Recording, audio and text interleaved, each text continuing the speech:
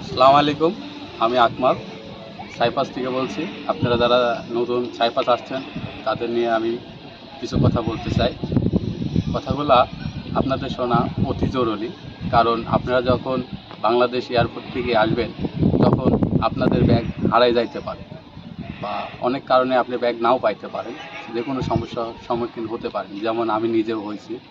তাই আমি চাই যে আপনাদের যাতে আমার মতো না ঘোরা লাগে।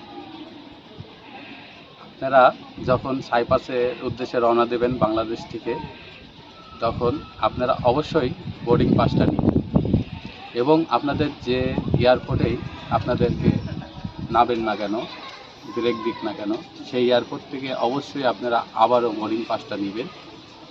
মনে করে বোর্ডিং পাস অবশ্যই নেবেন। যদি বোর্ডিং পাস না দিয়ে থাকেন তাহলে কিন্তু আপনার ব্যাগ আপনি সাইপাস এসে পাবেন না।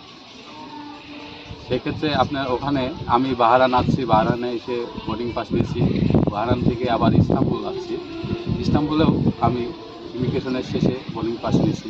আপনারাও যেখানেই আসেন, যেখানেই নামবেন, অবশ্যই বোর্ডিং পাস নিন। তারপরে কোনো কারণবশত যদি আপনারা ইরকোন এয়ারপোর্টে এসে যদি আপনাদের ব্যাগ না পান, অপেক্ষা করবেন। অপেক্ষা করার পর যদি না পান তাহলে ওখানে আপনার পুলিশ বক্স দেখতে পাবেন হাতের ডান দিকে। পুলিশ বক্সে গিয়ে আপনারা একটি রিপোর্ট কার্ড সংগ্রহ করবেন।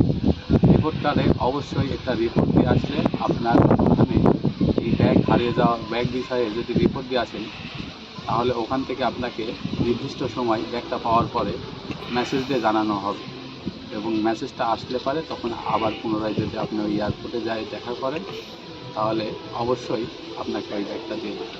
কিন্তু যাওয়ার সময় অবশ্যই মনে করে আপনার রিপোর্ট কার্ডটি হাতে করে নিয়ে যেতে হবে। আসসালামু আলাইকুম। সবাই ভালো থাকবেন, সুস্থ থাকবেন। সবার জন্য শুভকামনা।